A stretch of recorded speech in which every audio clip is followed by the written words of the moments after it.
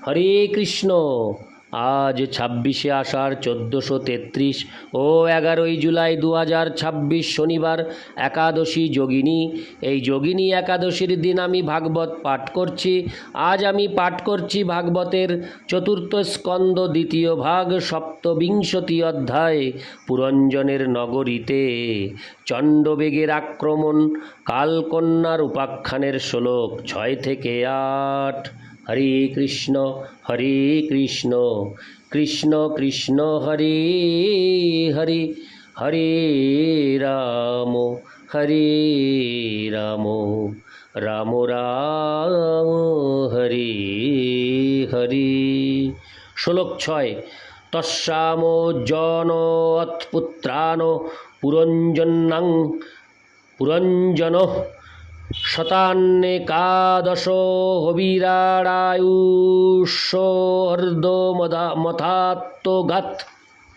অনুবাদ: দেবর্ষি নারদ তখন মহারাজ প্রাচীন বর্হিষ্ঠকে বলেছিলেন, হে বিরাট, দীর্ঘ আয়ুষ্মান।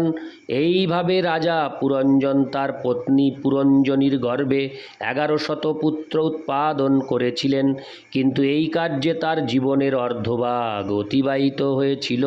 তাৎপর্য: এই শ্লোকে কয়েকটি তাৎপর্যপূর্ণ শব্দ রয়েছে।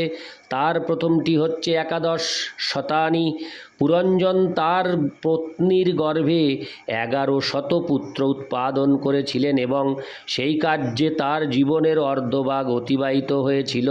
প্রকৃতপক্ষে প্রত্যেক মানুষের ক্ষেত্রেই তাই হয়। কেউ যদি বড় জোর 100 বছর বাঁচে, তাহলে সে তার গৃহস্থ জীবনে 50 বছর পর্যন্ত কেবল সন্তান সন্ততি উৎপাদন করে। দুর্ভাগ্যবশত এখন মানুষ 100 বছর পর্যন্ত বাঁচে না, কিন্তু তা সত্ত্বেও তারা 60 বছর বয়স পর্যন্ত সন্তান উৎপাদন করে।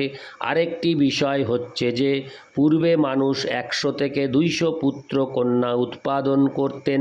পরবর্তী শ্লোকে আমরা দেখব যে রাজা পুরঞ্জন কেবল 1100 পুত্রই উৎপাদন করেননি, 110টি কন্যাও উৎপাদন করেছিলেন। এইভাবে বহু সন্তান সন্ততি উৎপাদন করার পরিবর্তে মানব সমাজ এখন গর্ভ নিরোধক পন্থায় জন্ম নিয়ন্ত্রণ করার কার্যে অত্যন্ত ব্যস্ত। বৈদিক শাস্ত্রে আমরা দেখতে পাই যে, যদিও তখনকার দিনে মানুষেরা শত শত সন্তান উৎপাদন করতেন, তবুও তারা কখনো গর্ভ নিরোধনের পন্থা অবলম্বন করেননি। গর্ভ নিরোধক পন্থায় জনসংখ্যা নিয়ন্ত্রণ আরেকটি পাপকর্ম, কিন্তু এই কলিযুগে মানুষ এতই পাপী হয়ে গেছে যে তাদের পাপকর্মের ফল কী যে হবে সে সম্বন্ধে গ্রাহ্যও করে না।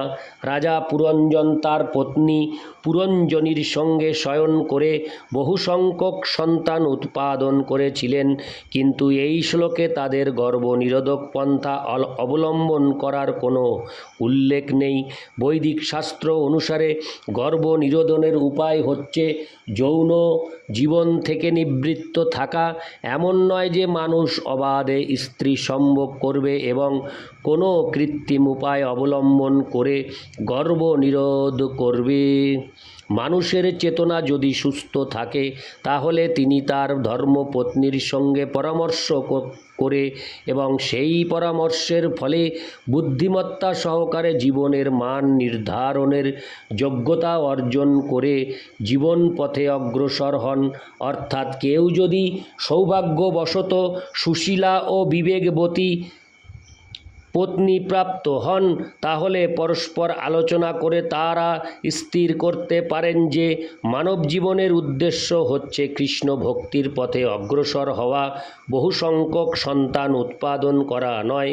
সন্তানদের পরিণাম বলা হয়, এবং মানুষ যখন তার শুভবুদ্ধির দ্বারা বিচার করেন, তখন তিনি বুঝতে পারেন যে এই পরিণাম তার কৃষ্ণ ভক্তির বিস্তার হওয়া উচিত।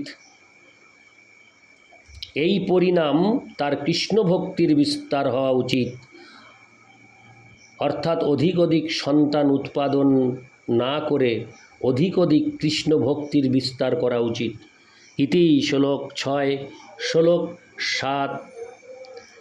দুহিত্রির্দশোত্তরশতং পিতৃমাতৃযশস্করী শীলৌদার্য গুণোপেতা পৌরঞ্জন্য প্রজাপতে। অনুবাদ: হে প্রজাপতি মহারাজ প্রাচীন বর্হিষৎ, এইভাবে পুরঞ্জনের 110টি কন্যাও উৎপাদন হয়েছিল। হরে কৃষ্ণ। 110টি কন্যাও উৎপন্ন হয়েছিল। তারা সকলেই ছিলেন তাদের পিতা ও মাতার মতো যশস্বী। তারা সুশীলা, উদার ও অন্যান্য সদ্গুণাবলী সমন্বিতা ছিলেন। তাৎপর্য: শাস্ত্রের বিধি অনুসারে উৎপন্ন সন্তান সাধারণত পিতা ও মাতার মতো সদ্গুণ সমন্বিত হয়, কিন্তু অবৈধভাবে উৎপন্ন সন্তান প্রধানত বর্ণসংকর হয়। বর্ণসংকর সন্তান পরিবার, সমাজ এবং নিজেদের প্রতিও দায়িত্বহীন হয়। প্রাচীনকালে বর্ণসংকর রোধ করা হতো গর্ভাধান সংস্কার পালন করার মাধ্যমে, অর্থাৎ ধর্ম অনুষ্ঠানের দ্বারা সন্তান উৎপাদন করার মাধ্যমে। এই শ্লোকে আমরা দেখতে পাই যে রাজা পুরঞ্জন যদিও বহু সন্তান উৎপাদন করেছিলেন, তবুও তারা বর্ণসংকর ছিল না। তারা সকলেই ছিল সৎ, সুশীল সন্তান এবং তারা তাদের পিতামাতার মতোই সদ্গুণ সমন্বিত ছিল। বহু সন্তান সন্ততি উৎপাদন করলেও শাস্ত্রবিধি বহির্ভূত মৈথুন সুখ উপভোগের বাসনা পাপময় বলে বিবেচনা করা হয়। কেবল মৈথুন সুখই নয়, মাত্রাতিরিক্ত যে কোনো ইন্দ্রিয় সুখই পরিণামে পাপজনক। তাই জীবনের শেষে স্বামী বা গোস্বামী হতে হয়। 50 বছর বয়স পর্যন্ত মানুষ সন্তান উৎপাদন করতে পারে, কিন্তু 50 বছরের পর সন্তান উৎপাদন বন্ধ করে বানপ্রস্থ আশ্রম গ্রহণ করা উচিত। এইভাবে আমাদের গৃহত্যাগ করে সন্ন্যাসী হওয়া অবশ্য কর্তব্য। সন্ন্যাসীর উপাধি হচ্ছে স্বামী অথবা গোস্বামী, অর্থাৎ তিনি সম্পূর্ণরূপে ইন্দ্রিয় সুখভোগ থেকে বিরত থাকেন। খামখেয়ালির বশে সন্ন্যাস গ্রহণ করা উচিত নয়। সন্ন্যাস আশ্রম অবলম্বন করতে হলে ইন্দ্রিয় সুখভোগের বাসনা ত্যাগ করার ব্যাপারে পূর্ণরূপে দৃঢ়প্রতিজ্ঞ হওয়া অবশ্য কর্তব্য।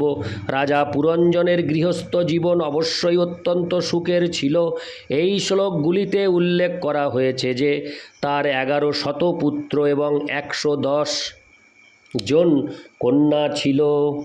সকলেই কন্যার থেকে অধিক সংখ্যক পুত্র বাসনা করে, এবং যেহেতু পুরঞ্জনের কন্যার সংখ্যা পুত্রের থেকে কম ছিল, তাই মনে হয় রাজা পুরঞ্জন তার গৃহস্থ জীবনে অত্যন্ত সুখী ছিলেন। ইতি শ্লোক 7। শ্লোক 8।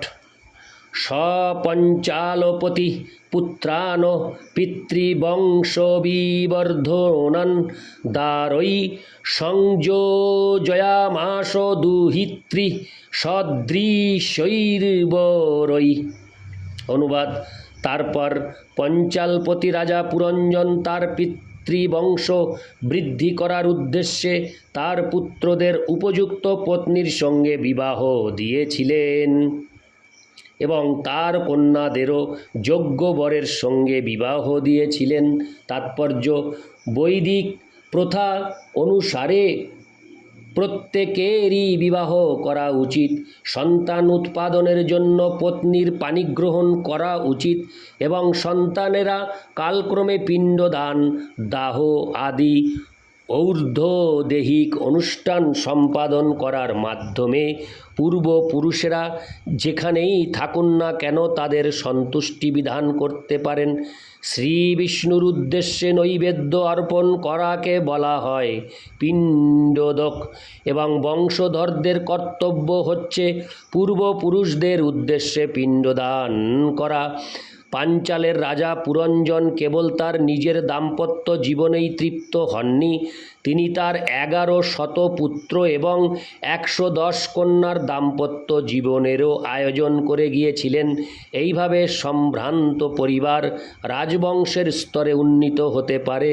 এই শ্লোকের দ্রষ্টব্য বিষয় হচ্ছে যে পুরঞ্জন তার সমস্ত পুত্র ও কন্যাদের বিবাহ দিয়েছিলেন।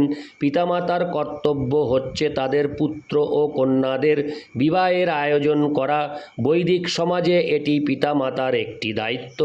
বিবাহের পূর্বে পুত্র ও কন্যাদের স্বাধীনভাবে অন্য পুরুষ ও মেয়েদের সঙ্গে মেলামেশা করতে দেওয়া উচিত নয়।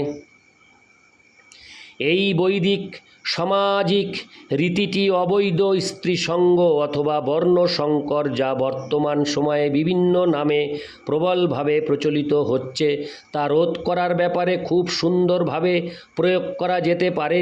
দুর্ভাগ্যবশত এই যুগে পিতামাতারা তাদের সন্তানদের বিবাহ দেওয়ার ব্যাপারে অত্যন্ত উদ্বিগ্ন, কিন্তু তাদের পুত্র কন্যারা পিতামাতার ব্যবস্থা অনুসারে বিবাহ করতে চায় না।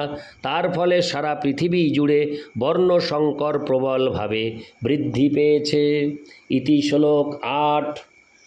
হরে কৃষ্ণ কৃষ্ণ কৃষ্ণ হরে হরে, হরে রাম রাম রাম হরে হরে।